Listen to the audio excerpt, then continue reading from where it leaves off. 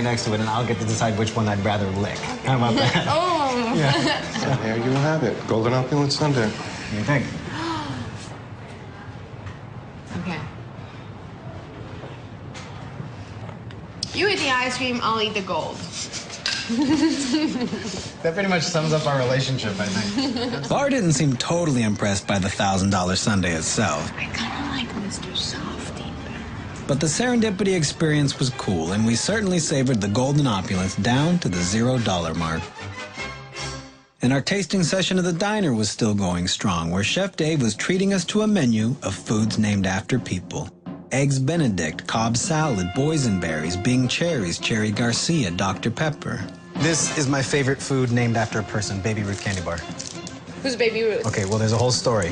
Babe Ruth might have been the most popular athlete on the planet, and he certainly had the most famous at-bat in history. The 1932 World Series. He comes to the plate, there's 2 strikes against him. He points into the center field stand, and on the very next pitch, he hits a home run. The intriguing thing, he did it against the Chicago Cubs in Wrigley Field, the stadium built by the gum guy.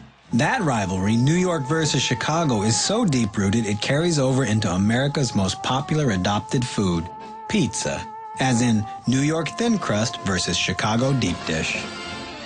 Some towns are even more closely associated with a particular food, which means certain rivalries happen within their own city limits, like in Philadelphia. Come on! All right, Bar.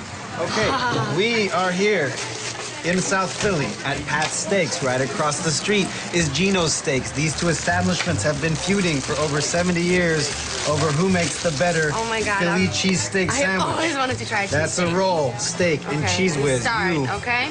are an impartial observer. Hell, I'm gonna decide too. Okay. Do you know? Mm-hmm. Tell me. We're at Pat's, but you prefer Gino's? I prefer Pat's. I prefer Gino's. So I took you to the wrong place. A whole bunch of places in America seem to have an undisputed lock on a particular food. Florida orange juice, Georgia peaches, Virginia ham, New England clam chowder, Wisconsin cheese, Rocky Mountain oysters, Idaho potatoes. Spam is made in Minnesota, but it's so popular in our 50th state, it's sometimes referred to as Hawaiian steak. And every American knows that rice-a-roni is the San Francisco treat. San Francisco Rice Krispie Treat Hawaiian steak sandwich. What is it? We took the rice-a-roni and we made a Rice Krispie Treat out of it. We put a piece of Spam on, which is the Hawaiian steak, fresh horseradish, and some cilantro. Are you serious? I'm gonna watch. I'm gonna do it. I haven't steered you wrong so far. I really like what you made, but I don't know. I'm not that. No. I'm gonna wreck it.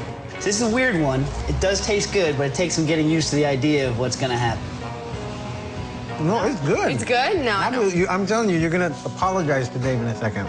No, Dave, I like your food. I love it. Eat it, I sweet. can't. It's not kosher. It's dairy and meat together. I can't eat it. Oh, but a cheese-injected hamburger is okay? With bacon? Try it.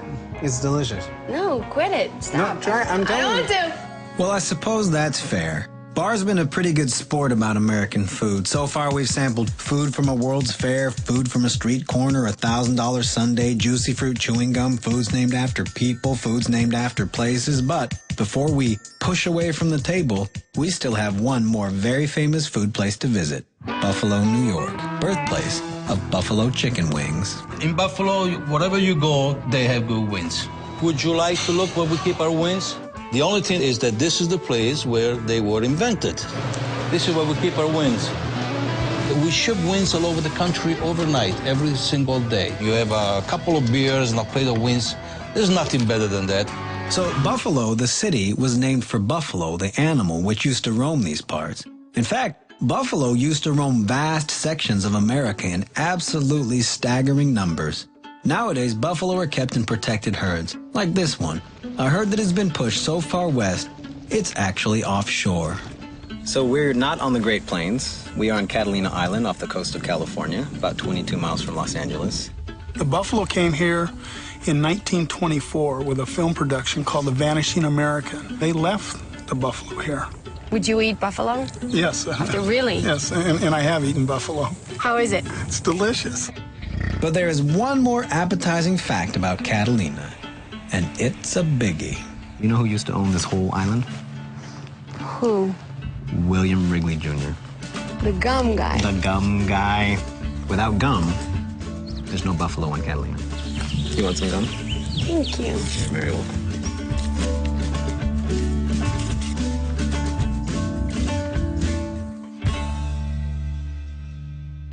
What does the Wizard of Oz have to do with an internet dating service or a psychic? Decide for yourself when Ironic Iconic America returns.